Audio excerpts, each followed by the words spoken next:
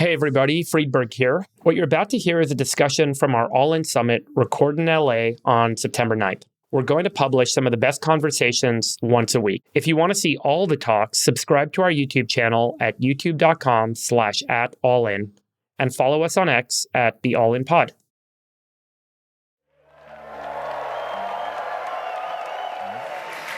The greatest entrepreneur of this generation, Elon Musk. Hey guys. I'm gonna grab my stuff. You sit there. I'm gonna take this. All right. Thanks for taking the time. How you doing, brother? You keeping busy? Yeah. I mean, it's rarely a slow week. I mean, in the world as well. Yeah. It does. I mean, any given week, it just seems like the things get nuttier. It's definitely a simulation. We've agreed on this at this point. I mean, if we are in some alien Netflix series, I think the ratings are high. Yes. Ratings are high. How are the freedom of speech wars going? This is you've been at war for 2 years now. Yes. The price of freedom of speech is not cheap, is it? I think it's like 44 billion, something like that. Just Round numbers. give or take $1 billion. Yeah, round numbers. Yeah. Yeah. It's pretty nutty. There is like this weird movement to quell free speech kind of around the world, and this is something we should be very concerned about. You have to ask, like, why was the First Amendment like a high priority? It was like number one.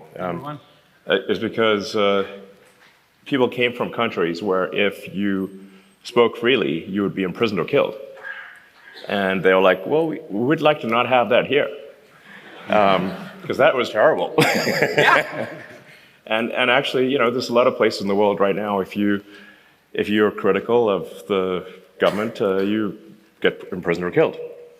Right. Yeah, and we'd like to not have that. Are you concerned? Can I add to that? Yeah. I mean, I suspect this is a receptive audience to that message. Yeah.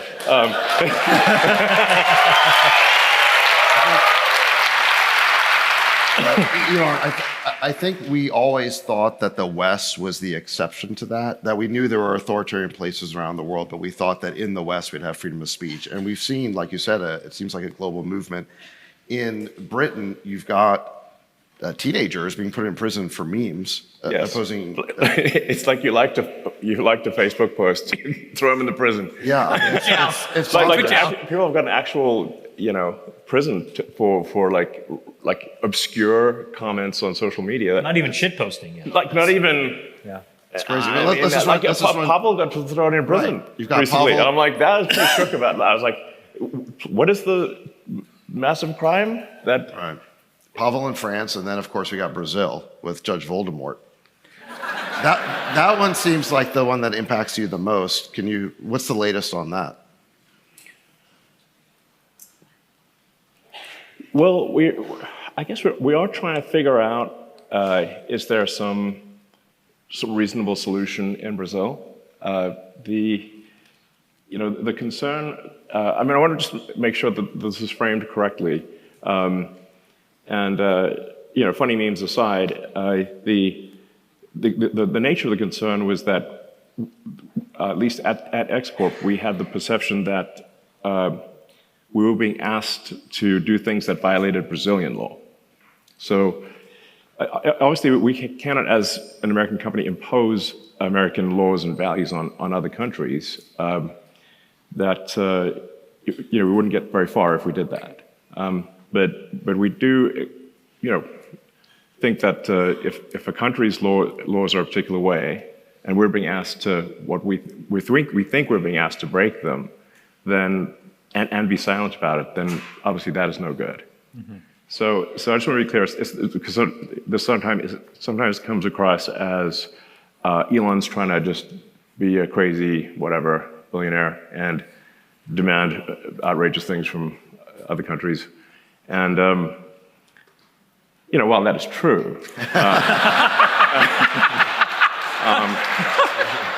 in addition, there are other things that I think are, valid, which is like we obviously can't.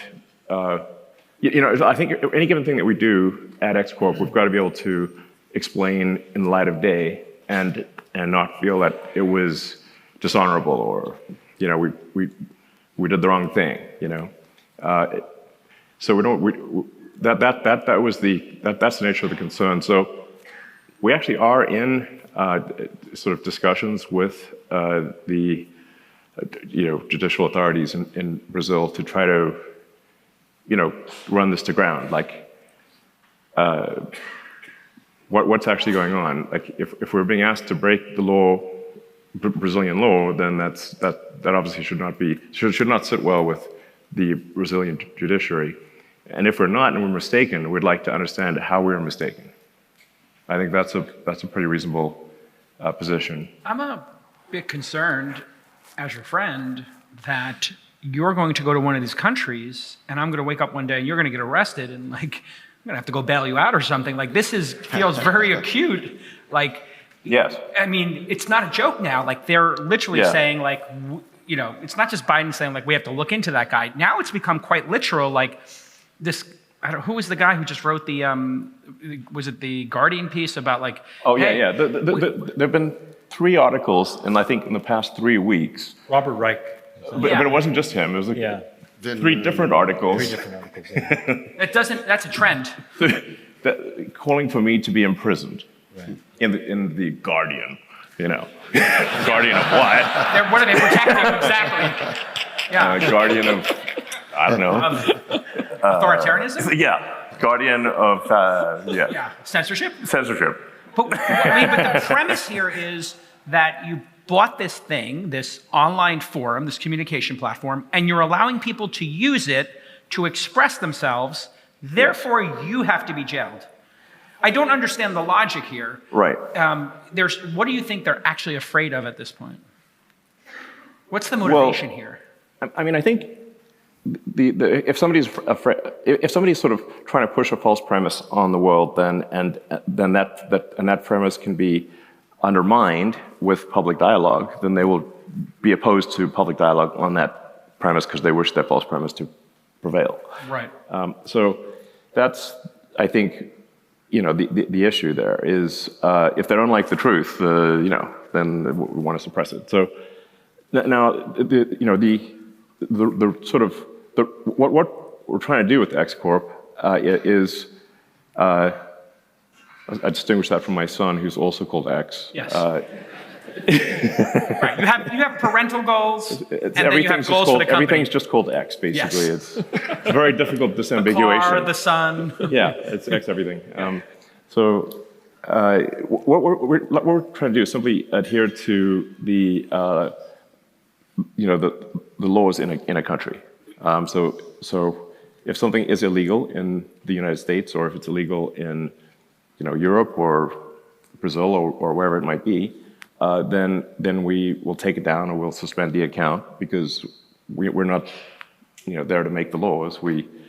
But if speech is not illegal, then what are we doing? Okay, now we're injecting ourselves in as a censor, and where does it stop? And who decides? So, and where does that path lead? I think it leads to a bad place. So if the people in a country want the laws to be different, they should make the laws different. But otherwise, we're going to obey the law in each jurisdiction. Right, and some of these European... That's it. It's not more complicated than that. We're not trying to flout the law. I'm going to be clear about that. We're trying to adhere to the law. And if the laws change, we will change. And if the laws don't change, we won't. We're just literally trying to adhere to the law. It's pretty straightforward. Yes, it's very straightforward. And if somebody thinks we're not adhering to the law, well, they can file a lawsuit. Bingo. Also very straightforward. Yeah. Yes. I mean, there are European countries that don't want people to promote Nazi propaganda. Yes. They have some sensitivity to it. Well, it is illegal. It is illegal in those countries. It is legal. And in those countries, if somebody puts that up, you take it down. Yes. Yeah, but they typically file something and say, take Yes. this down. And No, in some cases, it is just obviously illegal. Like, you don't need to file a lawsuit for, if something is just, unequivocally illegal, we can literally read the law, this violates the law. Anyone can see that. Like, you don't need, like, if somebody is stealing, you don't need, let me check the law on that. Yeah. Okay, oh, no, they're except in stealing San stuff. Francisco. Let's talk about. We had JD Vance here this morning. He did a great job.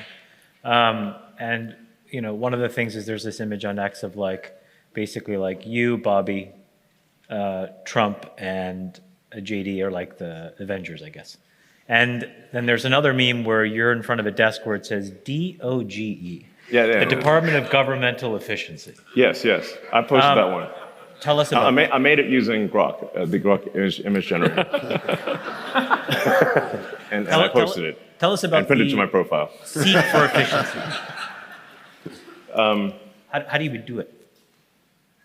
Well, I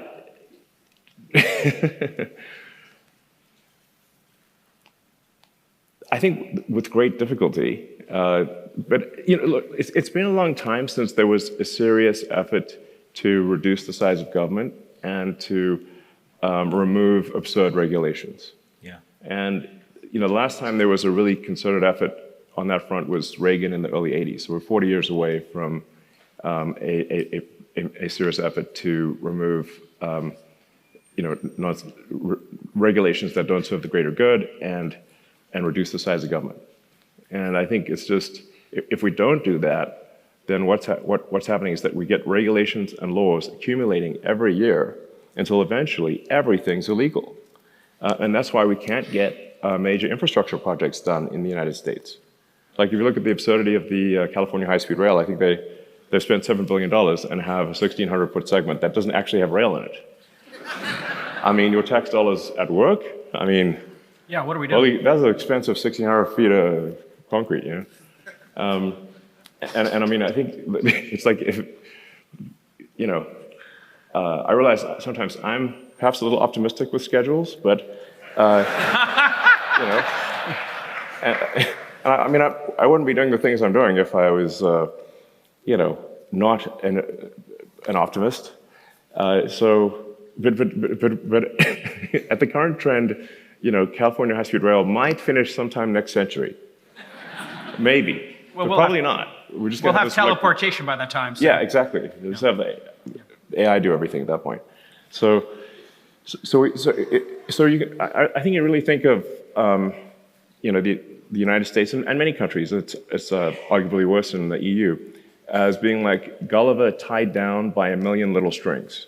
And like, any one given regulation is not that bad, but you've got a million of them, and or millions actually, and then eventually you just can't get anything done, and this is a massive tax on the consumer, on the people.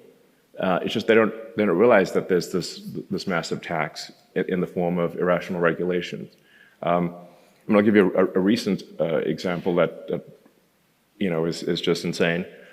Is that like SpaceX was fined by the EPA $140,000 for they claimed dumping potable water on the ground, drinking water. So, and we're like, this is at Starbase, and we're like, we're in a tropical thunderstorm region. That stuff comes from the sky all the time, and there was no actual harm done. It was just water to cool the launch pad during liftoff. And there's zero harm done. Like, and they agree, yes, there's zero harm done. And we're like, okay, so there's no harm done, and but you want us to pay a $140,000 fine? It's like, yes, because you didn't have a permit. Okay, we didn't know there was a permit needed for zero harm fresh water being on the ground in a place where fresh water falls from the sky all the time. Got it. Next to the ocean. Next to the ocean. Because there's a little bit of water there too. Yeah. I mean, sometimes it rains so much the roads are flooded. So we're like, how does this make any sense? Yeah. And then they were like, well, we're not going to process any more of your applications for Starship launch, unless you pay this $140,000. So they just ransomed us, and we're like, okay, so we paid $140,000. But it's like, this is no good. I mean, at this rate, we're never going to get to Mars. I mean, that's the that's the confounding part here. Yeah. Is we're acting against our own self-interest. You know, when you look at, we do have to make, putting aside fresh water, but hey, you know, the rocket makes a lot of noise. So I'm certain there's some complaints about noise once in a while, but sometimes you want to have a party or you want to make progress and there's a little bit of noise. Therefore, you know, we trade off a little bit of noise for massive progress or even fun. Yes. So like, when did we stop being able to make those trade-offs? But talk about the difference between California and Texas, where you and I now reside. Texas, you were able to build the Gigafactory. I remember when you got the plot of land, and then it seemed like it was less than 2 years when you had the party to open it. Yeah. From start of construction to completion was 14 months. 14 months. Is there anywhere on the planet that would go faster? Is like China faster than that? China was 11 months. Got it. So Texas, China, 11 and 14 months. California, how many months? And just to give you a sense of size, our Tesla Gigafactory in China is 3 times the size of the Pentagon. Which was the biggest building in America. No, there are bigger buildings, but the Pentagon's a pretty big one. Yeah, or it was the biggest. In units of Pentagon, it's like 3. Okay, 3 Pentagons and counting. Yeah. Got it. In 14 months. Just the regulatory approvals in California would have taken 2 years. Yeah. So that's the issue. Where do you think the regulation helps? Like for the people that will say, we need some checks and balances. We can't have some, because for every good actor like you, there'll be a bad actor. So where's that line then? Yeah, I mean, I haven't in sort of doing a sensible deregulation and reduction in the size of government is just like be very public about it and say like, which of these rules do you, if the public is really excited about a rule and wants to keep it, we'll just keep it. Yeah. And here's the thing about the rules: if the rule is turns out to be a bad, we'll just put it right back. Okay, and then problem solved. It's like it's easy to add rules, but we don't actually have a process for getting rid of them. That's the issue. There's no garbage collection for rules. When we were watching you work, David and I and Antonio, in that first month at Twitter, which was all hands on deck, and you were doing zero-based budgeting, you really quickly got the costs under control. And then miraculously, everybody said, this site will go down, and you added 50 more features. So maybe explain, because this is the first time. Yeah, there were like so many articles like this is Twitter is dead forever. There's no way it could possibly even continue at all. It was almost like the press was like, rooting for you to fail. Let's write the obituary. Like, here's the obituary. They're all saying their goodbyes on Twitter. Remember that? Yeah. They were all leaving and saying their goodbyes because the site was going to melt down. And just totally fail and all the journalists left. Which is if you ever want to like hang out with a bunch of hall monitors, oh my God, Threads is amazing. Every time I go over there and post, they're like, they're really triggered. But I mean, if you like being condemned repeatedly, then for reasons that make no sense, then Threads is the way to go. Yeah, it's really, it's the most miserable place on earth. If Disney's the happiest, this is the anti-Disney. Yeah. But if we were to go into government, you went into the Department of Education, or pick the department. You've worked with a lot of them, actually. Sure. You can't go in there in zero-based budget. Okay, we get it.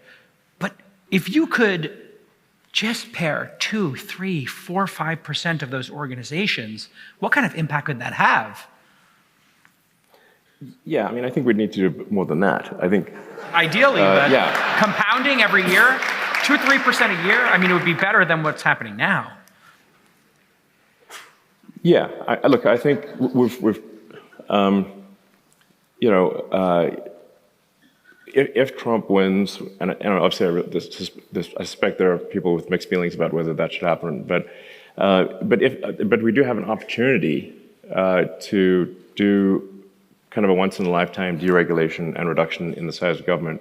Because the other thing, besides the regulations, America is also going bankrupt extremely quickly. And everyone seems to be sort of whistling past the graveyard on this one. But they're all grabbing the silverware. Everyone's stuffing their pockets in the silverware before the Titanic sinks. It's like, well, The Defense Department budget is a very big budget, okay? It's $1 trillion a year, DoD, Intel, it's $1 trillion. And interest payments on the national debt just exceeded the Defense Department budget. They're over $1 trillion a year, just in interest, and rising. We're adding $1 trillion to our debt, which our kids and grandkids are going to have to pay somehow. Every 3 months, and then soon it's going to be every 2 months, and then every month, and then the only thing we'll be able to pay is interest. And if this is, it's just it's just like a person at scale that has racked up too much credit card debt, and this does not have a good ending. And so we have to reduce the spending. Let me ask one question, because I've brought this up a lot, and the counter-argument I hear, which I disagree with, but the counter-argument I hear from a lot of politicians is if we reduce spending, because right now if you add up federal, state, and local government spending, it's between 40 and 50% of GDP. So nearly half of our economy is supported by government spending, and nearly half of people in the United States are dependent directly or indirectly on government checks, and either through contractors that the government pays, or they're employed by a government entity. So if you go in and you take too hard an axe too fast, you will have significant contraction, job loss, and recession. What's the balancing act, Elon? Just thinking realistically, because I'm 100% on board with you. The next set of steps, however, assume Trump wins and you become the chief DOGE of DOG, like double G. And I think the challenge is how quickly can we go in? How quickly can things change? And without I want that on my business card. Yeah. without all the contraction and job loss. Yeah. So I guess, how do you really address it when so much of the economy and so many people's jobs and livelihoods are dependent on government spending? Well, I mean, I do think it's sort of it's a false dichotomy. It's not like no government spending is going to happen. You really have to say, like, is it the right level?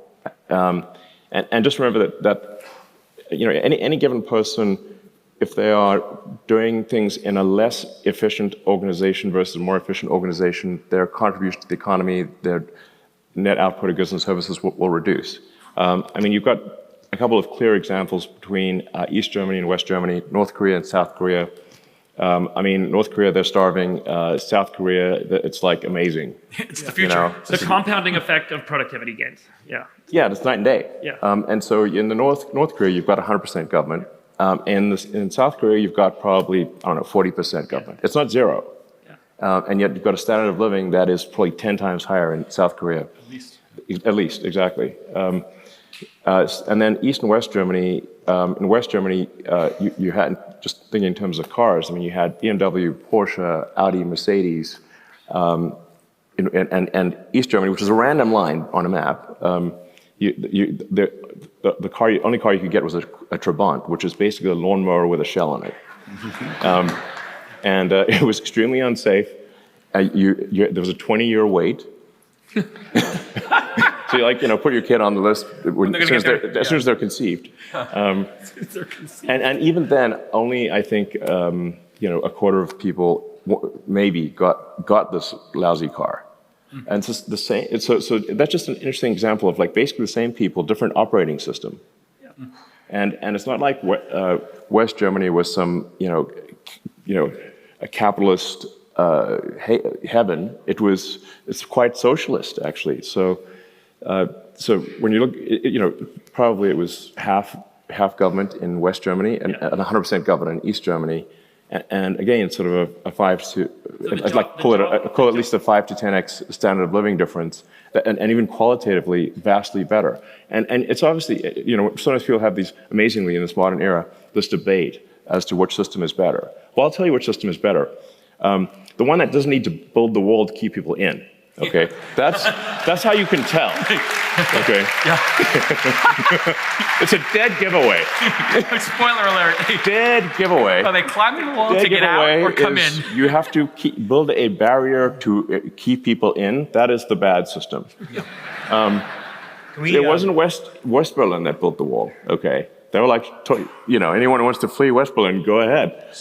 Speaking of walls. So, and if you look at sort of the flux of boats from Cuba, there's a large number of boats from Cuba, and there's a bunch of free boats that anyone can take to go back to Cuba. Yeah. Like, plenty of seats. there's like, hey, wow, an abandoned boat. I could use this boat to go to Cuba, where they have communism. Awesome. Yes. And yet nobody picks up those boats and does it. Amazing. You've given this a lot of thought. Yeah. Wait, so your point is jobs will be created. If we cut government spending in half, jobs will be created fast enough to make up for, just to count. Yes, no, obviously, I'm not suggesting that people, have are immediately tossed out with no severance and can't pay their mortgage. There needs to be some reasonable off ramp where. Transition plan. Yeah.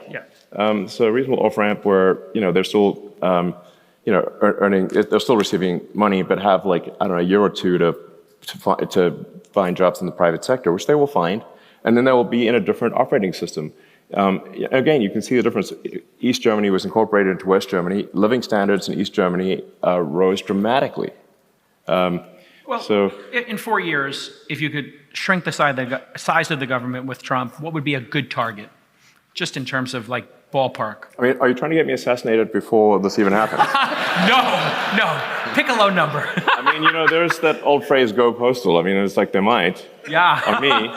So we'll keep the post office. I mean, I'm going to need a hell of a security detail, guys. Yes. I mean, the sheer number of disgruntled workers, former government employees, is quite a scary number. I mean, I might not make it. I was saying low digits every year for 4 years would be palatable. Yeah, and I like your idea of an off-ramp. But the thing is that if it's not done, if you have a once in a lifetime or once in a generation opportunity, and you don't take serious action, and then you have 4 years to get it done, and then if it doesn't get done, then how serious is Trump about this? You've talked to him about it, yeah? Yeah, I think he is very serious about it. Got it. And no, I think actually the reality is that if we get rid of nonsense regulations and shift people from the government sector to the private sector, we will have immense prosperity, and I think we will have a golden age in this country. Amazing. And it'll be fantastic. Can we talk about SpaceX? You have a bunch of critical milestones coming up. Yeah, in fact, there's a very exciting launch that is maybe happening tonight. So if the weather is holding up, then I'm going to leave here, head to Cape Canaveral for the Polaris Dawn mission, which is a private mission funded by Jared Isaacman, and he's an awesome guy. And this will be the first time, the first commercial spacewalk, and it'll be at the highest altitude since Apollo. So it's the furthest from Earth that anyone's gone.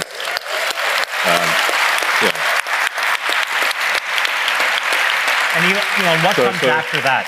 Let's assume that's successful. And I sure hope so, man. No pressure.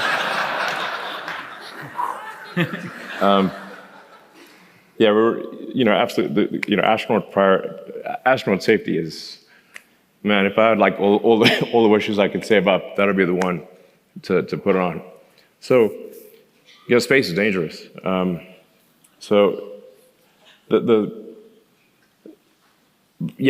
next milestone after that would be the next flight of Starship, which Starship the next flight of Starship is ready to fly. We are waiting for regulatory approval. Yeah. It really should not be possible to build a giant rocket faster than the paper can move from one desk to another. That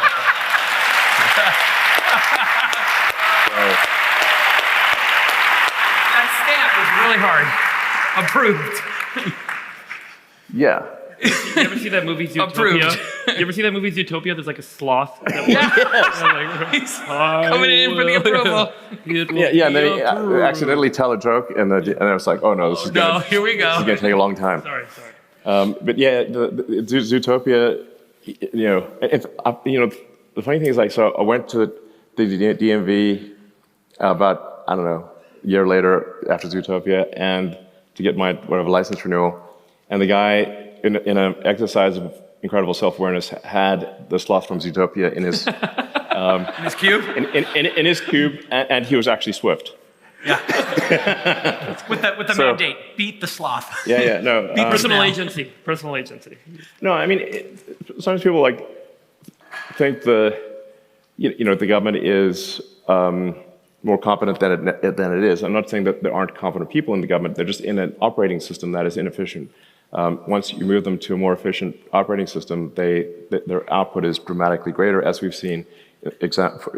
When East Germany was reintegrated with West Germany, and the same people were vastly more prosperous with a basically half-capitalist operating system. So, but I mean, for a lot of people, their maybe most direct experience with the government is the DMV. And then the important thing to remember is that the government is the DMV at scale. Right. That's the government. Got the mental picture. How much do you want to scale it? Yeah. Yeah. Elon, sorry, can you go back to Chamath's question on Starship? So you announced just the other day Starship going to Mars in 2 years. Yeah, And by the way. Huh? Yeah. And then 4 years for a crewed aspirational launch in the next window. I mean, and how much is the government involved? I'm NASA not saying like set your watch by these, not but these,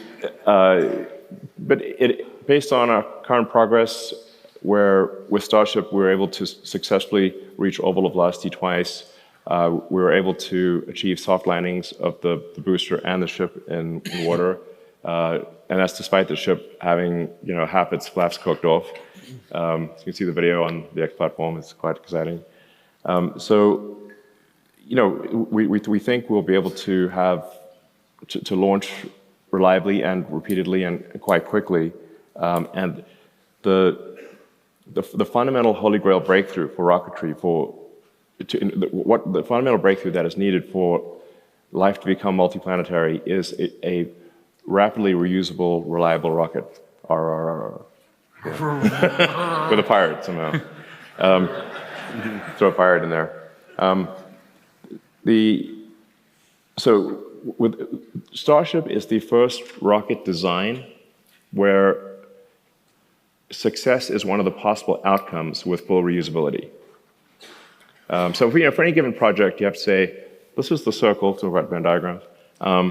Here's a circle, and it is success, the success dot in the circle, is success in the set of possible outcomes. That, sounds pretty obvious, but there are often projects where success is not in the set of possible outcomes. And so Starship not only is full reusability in the set of possible outcomes, it is being proven with each launch, and I'm confident it will succeed. It's simply a matter of time. And if we can get some improvement in the speed of regulation, we could actually move a lot faster. So that would be very helpful. And in fact, if something isn't done about reducing regulation and sort of speeding up approvals, and to be clear, I'm not talking about anything unsafe. It's simply the processing of the safe thing can be done at as fast as the rocket is built, not slower. Then we could become a spacefaring civilization and a multi-planet species, and be out there among the stars in the future. And there's, it's just very, it's incredibly important that we have things that we find inspiring, that you look to the future and say the future is going to be better than the past, things to look forward to. And like kids are a good way to assess this. Like, what are kids fired up about? And if you could say, you could be an astronaut on Mars. You could maybe one day go beyond the solar system. We could make Star Trek, Starfleet Academy real. That is an exciting future. That is inspiring. You need things that move your heart. Right. Yeah. Fuck yeah. Fuck yeah. Let's do it. Fuck. Yes. I mean, Like life can't just be about solving one miserable problem after another. Right. There's got to be things that you look forward to as well. yeah. And do you think you might have to move it to a different jurisdiction and to move faster? I've always wondered if Rocket technology is considered an advanced weapons technology, so we can't just go do it, in another country. Yes. Yeah, interesting. And if we don't do it, other countries could do it. I mean, they're so far behind us, but theoretically, there's a national security, justification here. If somebody can put their thinking caps on, like, do we want to have this technology that you're building and the team's working so hard on stolen by other countries, and then maybe they don't have as much red tape? I wish people were trying to steal it. So that no one's trying to steal it. It's just too. It's too crazy, basically. And that's for you. Yeah, it's way too crazy. Elon, what do you think is going on that led to Boeing building the Starliner the way that they did? They were able to get it up. But not complete. But can't complete. They can't finish. Can't finish. And I don't now understand. you're going to have to go up and finish.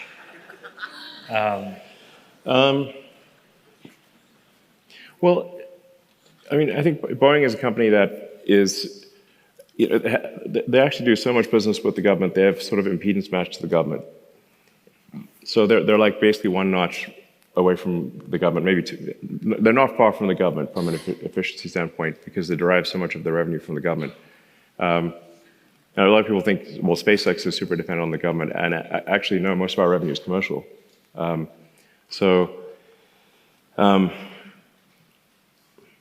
there's been, I think, at least up until perhaps recently, because they have a new CEO who actually shows up in the factory. Yeah. And the CEO before that, I think, had a degree in accounting and never went to the factory, and didn't know how airplanes flew. So I think if you are in charge of a company that makes airplanes fly and a spacecraft go to orbit, You need to know the rocket then equation. it can't be a total mystery as to how they work. Yeah. So, I'm like, sure, if somebody's like running Coke or Pepsi and they're like great at marketing or whatever, that's fine because it's not a sort of technology dependent business, or if they're running a financial consulting and their degrees in accounting, that makes sense.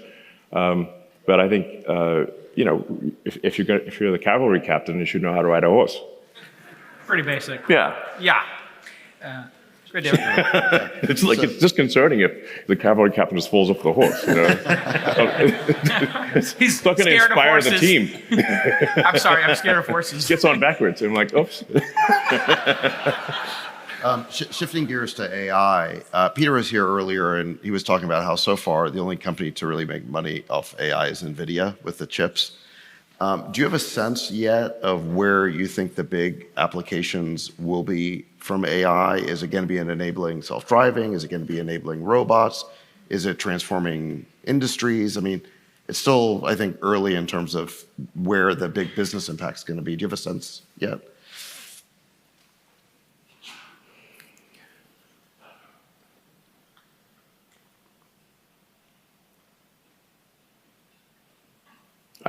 I think the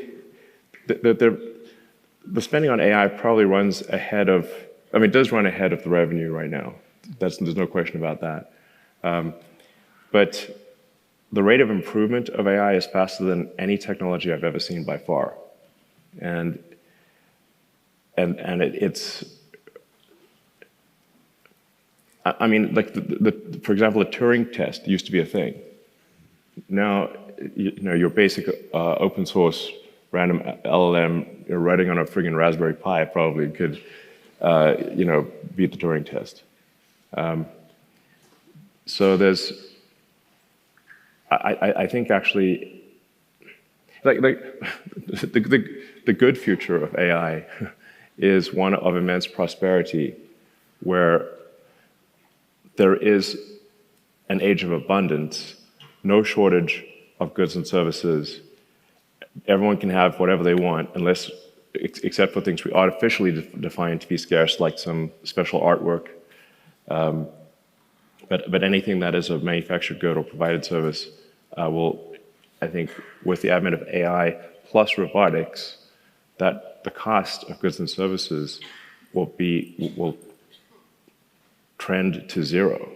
Like, I'm not saying it'll be actually zero, but it'll be everyone will be able to have anything they want. Mm-hmm. That's the good future, of course. And in my view, that's probably 80% likely. So look on the bright side. Only 20%. 20% probably of annihilation. It's nothing. Is the 20% like? What does that look like? I don't know, man. I mean, frankly, I do have to go engage in some degree of deliberate suspension of disbelief with respect to AI in order to sleep well, and even then, because I think the actual issue, the most likely issue, is like, well, how do we find meaning in a world where AI can do everything we can do, but better? That is perhaps the bigger challenge. Although, at this point, I know more and more people who are retired, and they seem to enjoy that life. So, but I think that maybe there'll be some crisis of meaning, because the computer can do everything you can do, but better. So maybe that'll be a challenge. But really, you need the sort of end effectors. You need the autonomous cars, and you need the sort of humanoid robots or general purpose robots. But once you have general purpose humanoid robots and autonomous vehicles, you can build anything. And there's, I think that there's no actual limit to the size of the economy. I mean, there's obviously the mass of Earth, like that will be one limit. But the economy is really just the average productivity per person times number of people. That's the economy. And if you've got humanoid robots that can do, where there's no real limit on the number of humanoid robots, and they can operate very intelligently, then there's no actual limit to the economy. There's no meaningful limit to the economy. You guys just turned on Colossus, which is like the largest private compute cluster, I guess, of GPUs anywhere. Is that right? It's the most powerful supercomputer of any kind. Which sort of speaks to what David said and kind of what Peter said, which is a lot of the kind of economic value so far of AI has entirely gone to NVIDIA. But there are people with alternatives, and you're actually one with an alternative. Now, you have a very specific case because Dojo is really about images and large images, huge video. So the Tesla problem is different from the sort of LLM problem. The nature of the intelligence what matters in the AI is different to the point you just made, which is that in Tesla's case, the context length is very long. So we've got gigabytes of context. Gigabyte context windows, yeah. Yeah, you've got sort of. I was just bringing it up. Kind of billions of tokens of context, right. Nutty amount of context, because you've got seven cameras, and if you've got several, let's say you've got a minute of several high def cameras, then that's gigabytes. So you need to compress. So the Tesla problem is you've got to compress a gigantic context into the pixels that actually matter, and condense that over a time. And so you've got to, in both the time dimension and the space dimension, you've got to compress the pixels in space and the pixels over in time, and then have that inference done on a tiny computer, relatively speaking, a small, like a few hundred watt It's a Tesla-designed AI inference computer, which is, by the way, still the best. There isn't a better thing we could buy from suppliers. So the Tesla-designed AI inference computer that's in the cars is better than anything we could buy from any supplier. Just by the way, that's kind of a. Oh, by the way, the Tesla AI chip team is extremely good. You guys, in the design, there was a technical paper and there was a deck that somebody on your team from Tesla published, and it was stunning to me. You designed your own transport control layer over Ethernet. You were like, Ethernet's not good enough for us. Yeah. So you had this TT-CoE or something, and you're like, we're just going to reinvent Ethernet and string these chips. It's pretty incredible stuff that's happening over there. Yeah. No, the team, the Tesla chip design team is extremely good. But is there a world where, for example, other people over time that need, some sort of video use case or image use case could theoretically, you'd say, why not? I have some extra cycles over here, so it should kind of make you a competitor of NVIDIA. It's not intentionally per se, but. Yeah, I mean, there's training and inference, and we do have those two projects at Tesla. We've got Dojo, which is the training computer, and then our inference chip, which is in every car, inference computer. So, and Dojo, we've only had Dojo 1. Dojo 2 is, we should have Dojo 2 in volume towards the end of next year. And that will be, we think, sort of comparable to sort of a B200 type system, a training system. So I guess there's some potential for that to be used as a service. Dojo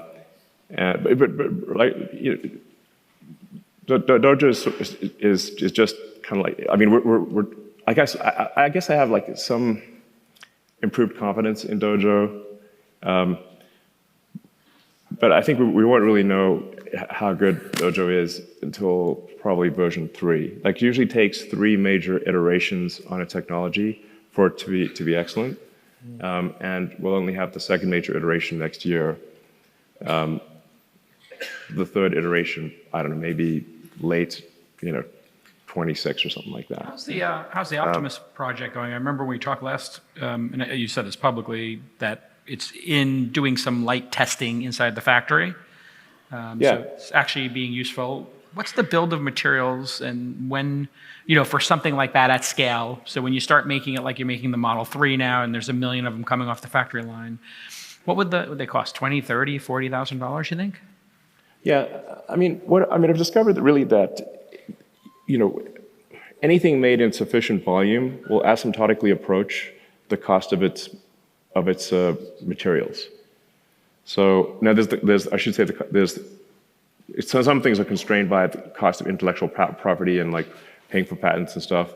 So a lot of what's in a chip is paying royalties and depreciation of the chip fab.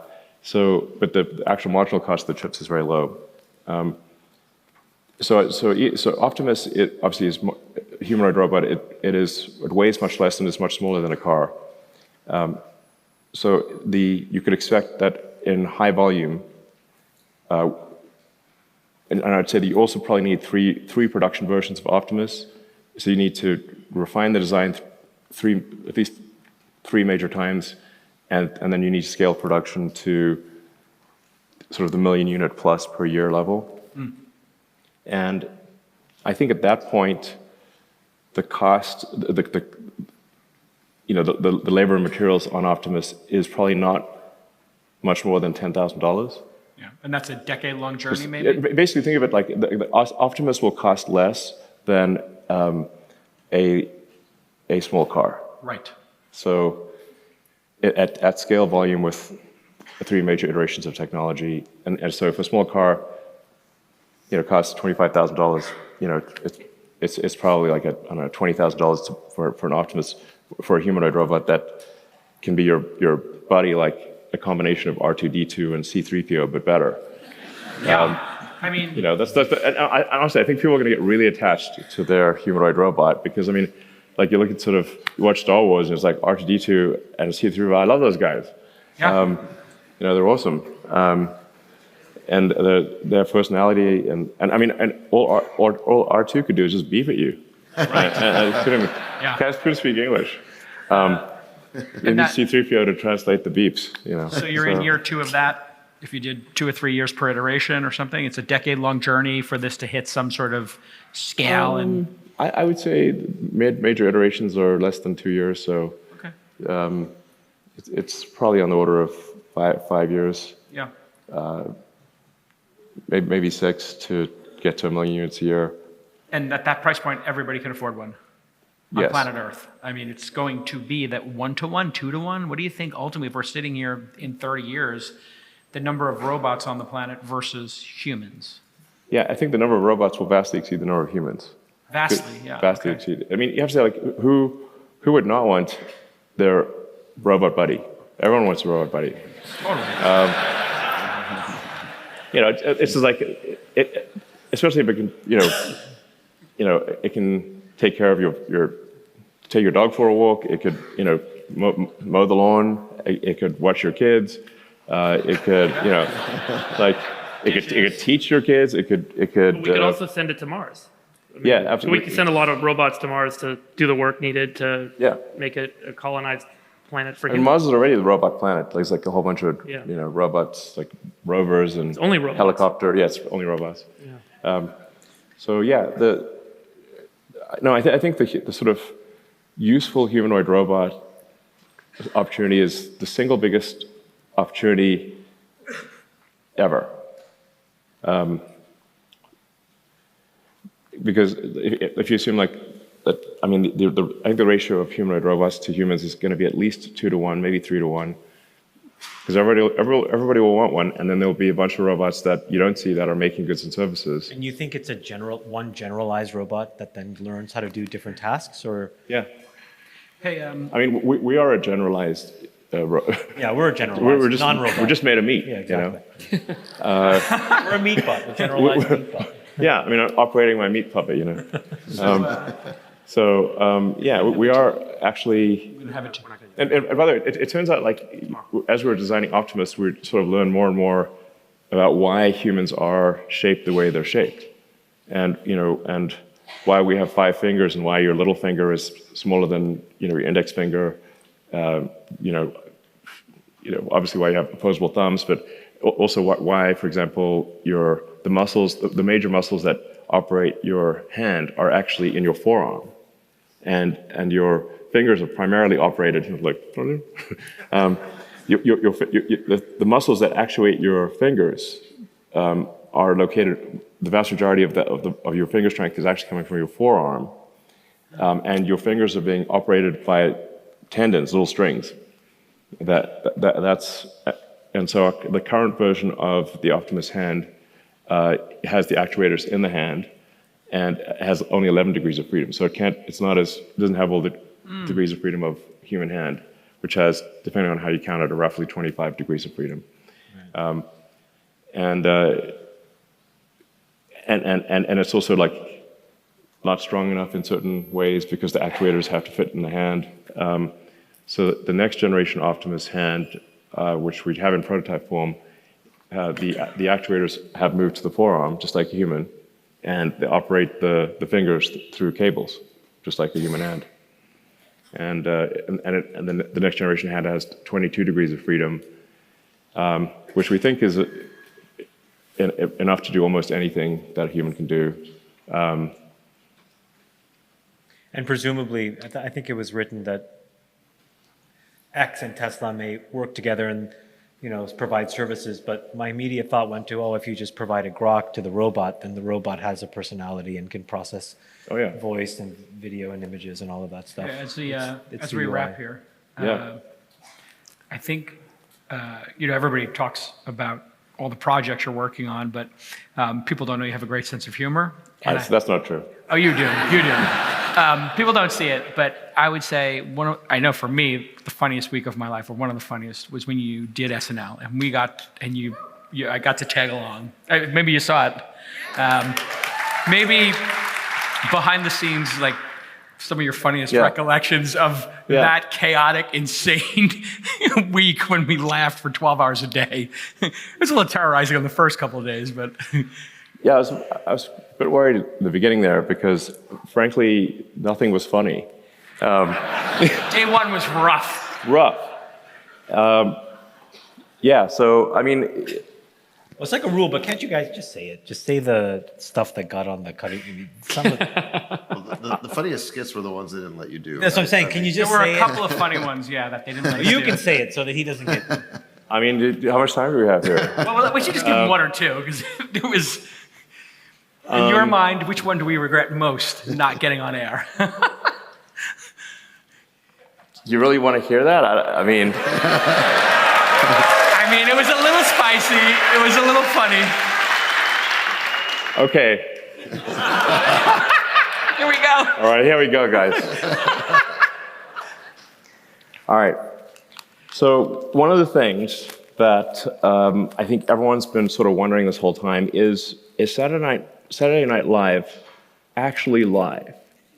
Like Live. or do they have like a delay or like just in case there's a wardrobe malfunction or something like that? Is it like a Truly live. 5-second delay? What's really going on?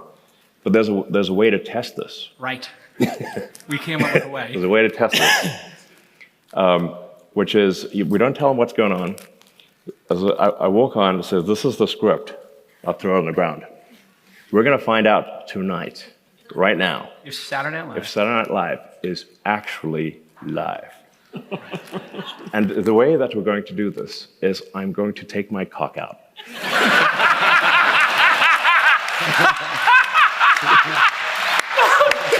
This is the greatest pitch ever. And if you see my cock, you know it's true. And if you don't, it's been a lie. It's been a lie. All these years. All these years. Now this is We're going to bust them right now. and we're pitching this Yeah, so we're pitching this. on Zoom. Yeah, we're pitching this on Zoom on like a Monday 'Cause it's after we're COVID. we're like kind of hungover from the weekend, and we're like pitching this We're at in like Miami. noon. Yeah. And it's Jason's on, and Mike and you. yeah, and Mike, Pop. so essentially got like who my friends who I think are sort of quite funny. Jason's quite funny. I think like Jason's the closest thing to Cartman that exists in real life. We have a joke going that he's Butters and I'm Cartman. Yeah. So, and then my friend Mike's pretty funny too. So we come in like Guns blazing. guns blazing with like ideas, and we didn't realize like actually that's not how it works, and that's normally like actors, and they just get told what to do, and like, oh, Right. Well, you mean we can't just like do And so- funny things that we thought of? What? They're watching this, and on the Zoom, they're aghast at Yes, no, there's Elon's pitch. Yeah, it's silence. Like so, I'm like, and I was like, is this thing working? Is this? It's like, are we muted? Is our mic on? And they're like, we hear you. Yeah, and then after a long silence, like Mike just says the word crickets, And they're not laughing. and they're not even a chuckle. I'm like, what's going on And then here? Elon explains the punchline. Yes, which is exactly. So there's more to it. Okay. Yes. That's just the beginning.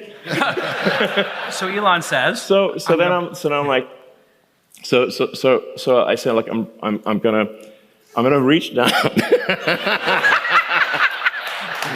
Into my pants. and into my pants, and I stick my hand in my pants, and I'm gonna pull my cock out. And I tell this to the audience, and the audience is gonna be like, "Go what?" Right. And then I pull out a baby rooster. yes. And it's like, okay, this is kind of PG. It's like it's got that, not that potential, bad. not that It's like bad. it's sort of, this is my tiny cock, and and it's like, what do you think? And so then. And do you think it's a nice cock? I mean, I like And I it. pitch. Yeah. I'm like, and then Kate McKinnon walks out. Yeah, exactly. And I'm like, oh no, but you haven't heard half of it. So Kate McKinnon comes out. Yeah. And she says, Elon, But she I has a cat. expected you would have a bigger cock. Yeah. And it's like, I don't mean to disappoint you, Kate, but but I hope you like it anyway. And then Kate, But Kate's got to come out with her cat, okay? right. So And Kate says, you can see where this is going. And I say, nice. Wow, that's a nice pussy you've got there, Kate. Wow, that's amazing. It looks a little wet. Was it raining outside?